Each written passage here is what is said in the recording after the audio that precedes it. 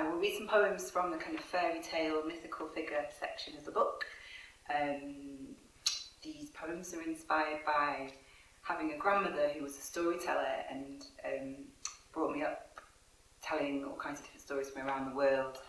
Anansi the Spider-Man, Baba Yaga, Sinbad, quite a lot of the ancient Greeks there too. So this is for her, Lizzie. I'll read some of these poems. About me. And this is a poem for including the Selkies of the Western Isles, which was one of the stories my grandmother told, which actually made me cry. I remember this. And then she had to sweep him back up and say, no, he didn't kill the seal after all. About me. Because I was sleeping all over here and here, the magnesium intake nightly, the slosh of road in the distance, heaven had already soiled me. Who's that scaling the terrace garden? I opened one eye in the dark, and then someone braver opened both. I made to swing out of a lime tree, said, deepen, foster. Thought of when I was young, I would think Selkies, think scary calf. I would listen through lids, less scathing, less scrape and tangle. An alarm sounded and everyone ignored it. I think that was one of the most infuriating poems for the reviewer because it's called About Me and reveals probably very little about me. Maybe it does, I'm sure it reveals something about me unconsciously.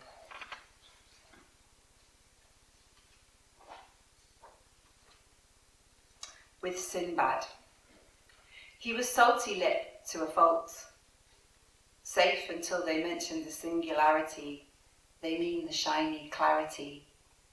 And then they mentioned dog, they mean God, and made great commotion in the halls, did their hymns and rites. I said, oh dog, no, he was never about this, they misunderstood him. And then they put me to bed like a babe Moses, so I can't protest. Did he talk untidily? Did he howl at his moon or glottal stops and D-crossed T's?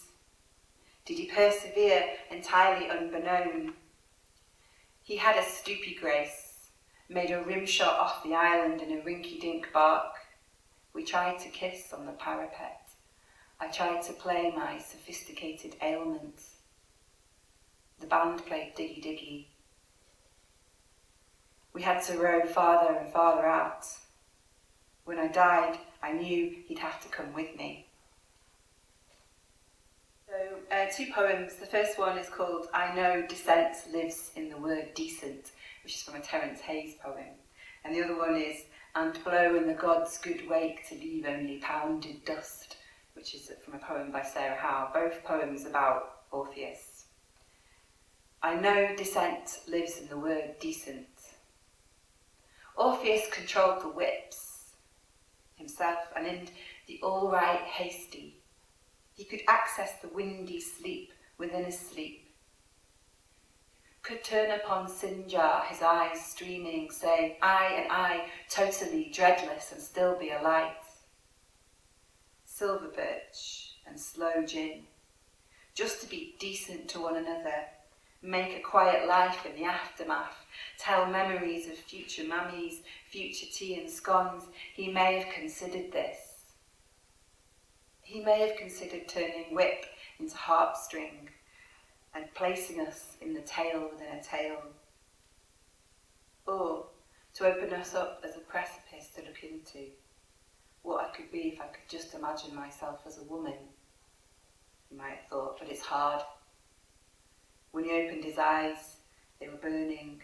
There was a window into an aftermath. I take this window to be a ladder. Admit yourself to the decent life. And blow in the gods' good wake to leave only pounded dust. When he touched my cheek like that, the vibration he made, how did I not laugh right back in his ear? But instead, scent that felt well won or well worn. I'd take his army of birds. His spell-breaking death already in him, I'd take it. Pity the shreds of him he became. I'd take it. His spell-breaking death already in him. Pity the mortal killed by women, I'd take it. Feathers in shreds, foretaste tasted like metals.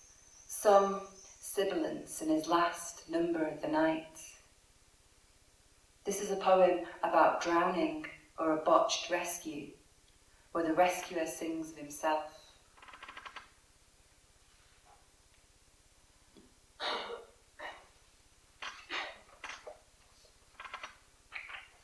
Mossy Coat. Mossy Coat is the gypsy version of Cinderella. She's a bit like Cinderella, but a lot more exciting and assertive and aggressive. I was going to say badass, but that didn't sound quite right in my mouth. So Mossy Coat, her mother makes her a magic coat made out of fine magic moss that she can go into the world and repel all of the advances of unwanted men, and then turn up at the ball and get everything she desires. Mossy Coat. I wanted to live out of party bags and dream daily in bread-making references. I wanted to write about haunted styes and brown trousers, the look of champagne on your face, the look of rate nice, right nice. I would write about sealing practices, I said.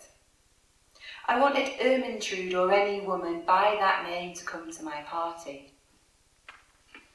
I thought about how I'd like pieces of his muscles to keep for the night. I wouldn't waste them. And of course, I thought about Mossy Coat. She singles out the bad men, the ghosts from the guests, hears Baba Yaga's distant rumble. I wanted the bad man to come back and fetch me.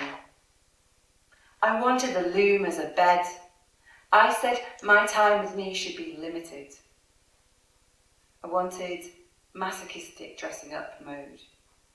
And I wanted furlongs of him, and pussy was a word I could think about. Pussy, cunt, mossy coat, or maybe a rap on the word sundress. I couldn't think about I anymore, it was bad for me, so I thought about him all dressed up like a pig herder or a mountain lion, and about wedges, and about my moccasin together look with a heel, look, Pocahontas, look. But instead, I hadn't put my trousers on. I wasn't sporting either. I just thought about Mossy Coat and how she was a good role model for me, especially for finding the right man and leaving him with the right shoe. I wanted Baba Yaga to come and eat me up. I wanted to come over as a nasty piece of work, especially as a piece of work, and also that he'd be shocked at what I'd become. Personality-wise, I wanted to be a mismatched underwear set. Certainly, I was keen to become a burden. I can't help the way I feel, I said, especially when it comes to spanking, and what would my mother think about what I'd become in the coat she made me out of moss, that fine, magic moss. I thought about death, briefly but regularly, and not in a suicidal way. I have been managing fine by myself, I said to him. I only joke when I say I need you as my butler.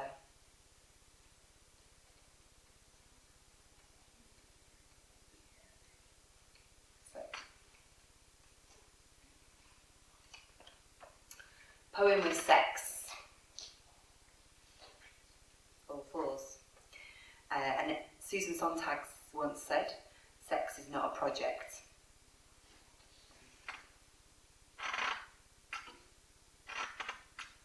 Stand here.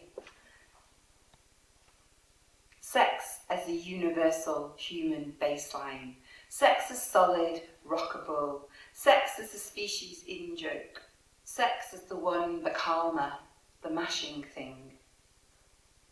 The underside of sex topples, and I share a space with that thought.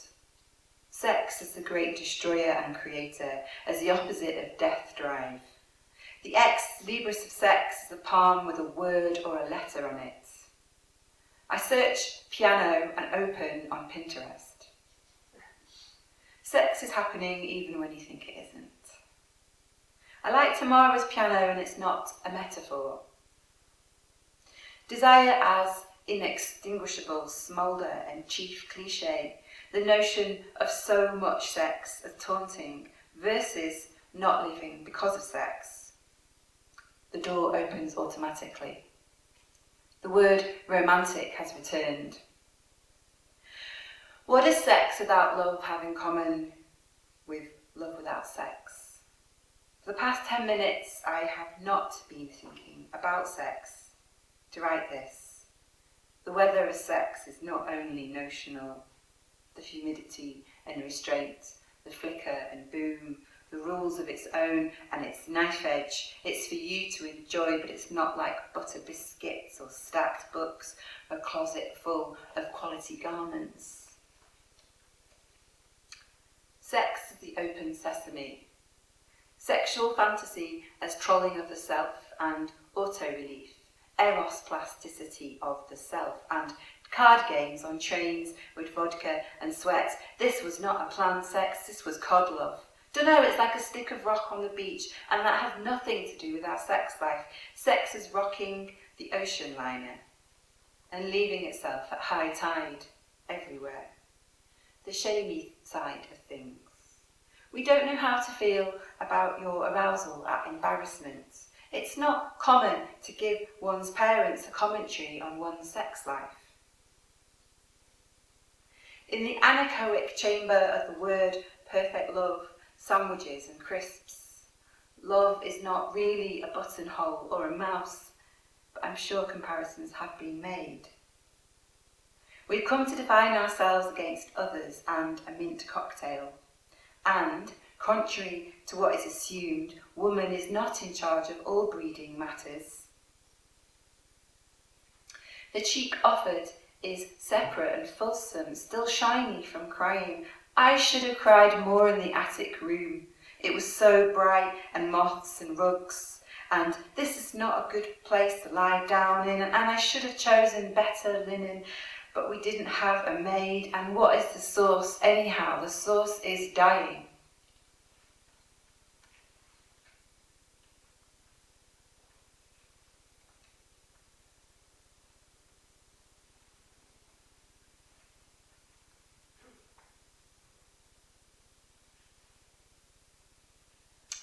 A word in your shell-like, the ear, the shell-like. Bed worn, tied to the oracle pull of strange flowers, something sails. Green beads on a black background, scurrilous shapes, marble vine. We doze in an old kind of nourished. Then there is your farcy nature. Some think you are averse to the neutral catch-all of spring, rivers, such things. I say summer is all honey hive on our cliff, and that the seals of the Black Sea are different. And what about my intertragic notch? Yeah. Do you love so? I love so. Purring wonders come out of you, spoon-eared. Wonton soup is delivered, so tragic as to be intertragic. Old soft lobes, you really test me. It is not sufficient to be waiting like this. Is it? A cold shoulder of lamb, and when I wheeze like this, you can feel my pollen. Nightjar hands, I mean that they are cold. You've been washing in soil again. And I've become the seventh sea, a waiting child, waiting for a child, waiting for you to be an adult. The book, entitled 3 Ways to Make It, could be made from any number of perfectly good trees. The Christmas wreath has not been taken down by us or anyone else. You put most latitudes down to wanting to visit. Nightlife is a loneliness machine. I think of the light shifting from pole to pole, and if you were to walk from Arctic to equator, you would find it a very long walk, but a good walk. Medicinal waiting, floral waiting, born waiting, waiting to not be your mother but someone else's. What would life as a lawnmower be like? What would life in the grass be like? I circled the balustrade once to tell you I am still waiting. A lamb is white because it is so, but it can also be brown, having been cooked so. There is kitchen conversation, and then there is kitchenette conversation. You can have my travel bags full of adapter plugs. My lungs have also gathered tacky stickers from all the visits and the visitations. It's possible I have the right kind of night, but I am rotten when I think straight. Okay, this is a poem about a composer called Victor Ullmann, and he died in the death camps in the Holocaust, in the Shoah, and he was brought back to life, supposedly, by a medium by the name of Rosemary Brown, who claimed that she could communicate with dead composers such as Chopin and write their kind of lost, forgotten works for them, or she used to also sometimes make adjustments that the composers had thought about after dying. And in 1974 she brought back Victor Ullmann to help Kerry Woodward with a performance of his opera. So this is a poem for Victor Ullmann and his medium, Rosemary Brown. All the panna cotta and ribbons. So why be so angry?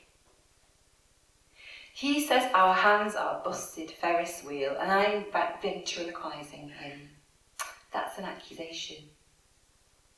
I do telly-side professional bitching. But you can pet me while my pelt is still warm. I got myself a grilling on the internet, while Natalia Romanenko did his number 25. Keep going, keep going. My Morris Minor ankles do nothing for me in desert boots. Too chill. And I feel pretty futile. He even made posthumous tweaks. It's 1975 and he's invited back. He makes harpsichord. And it's as if he was alive all along, was only hiding in the furthest chamber. Blancmange was on my mind, to buffer and stuff me from any painful thoughts or stench, death camp, mediate all day and nobody thanks me for it. He made love all day and nobody thanked him for it. Knew the chats of Chopin were for nothing. He made swallowed sleigh bell warm. Nathalia gazing, curtsying, we are too broken to make this work. I should shout, don't be pessimistic, don't indulge in the present. I keep ice cream for miracle usage. I internalise, oh, just be happy, and move on. Okay, just do one more poem. This is called Hello Beautiful. I'm very interested in the hidden rooms inside ourselves and the hidden selves, the unconscious. This is a poem that kind of seems to summon some kind of creepy person, and I didn't know who it was, and then I of course realised it must be a version of myself, which is quite disturbing, but that makes poetry for you.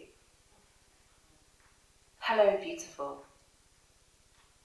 How is our symbiosis, our stutter? Look at me calling over to you. I'm made of signs and fast forwards. I'm lending you my ear and my cheek. Did you ever even have a stomping ground? Tell me how that was possible, even minutely. We can talk. I can take pictures of you at the fruit machine. Your clavicles wonder me in that glow. Hello, beautiful. Science is a bitch. It takes so long to prove anything. It takes and it takes.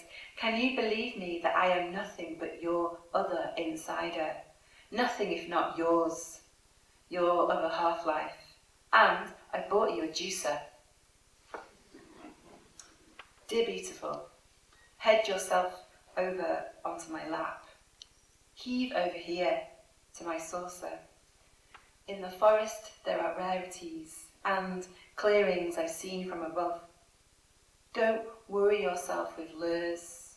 You can be Vasilisa, Red Riding Hood. You'll find me here, wolf and witch. Dear delight, I am curried and cusp. I am litres of seawater, selfish, as you know. Grand light in the bay, and there are partial bites on your skin. I am nothing if not a defender of you. How can one subsist on barley alone? How can one hope to live at all? I keep saying little miss, like it really is something. I keep preserving these lemons, hoping one day you will try them. Dear beautiful, remember me? I am waiting to be your thin thing. I am already your insides. I am already a firm believer.